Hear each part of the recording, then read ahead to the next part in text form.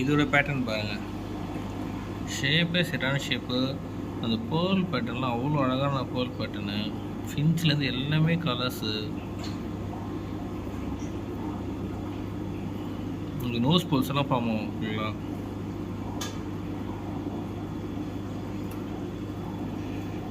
Date ஃபுல்லாக marking pearls எல்லாமே இருக்குது. இது ஃபேட் ஆகிடுச்சுன்னா அந்த நோஸ் எல்லாம் பேர்ல்ஸ் ஃபார்ம் ஆகும். இதுவும் ஜிபி பிளட் லைன் தான். பேரண்ட் வந்து செங்குவும் ஃபீமேல் வந்து அது 9.9 கிரேடு. ஏன்னா அது ரெண்டு போடும் போது தான் அந்தளவுக்கு குவாலிட்டி, ஹெவி குவாலிட்டி கிடைக்கும்.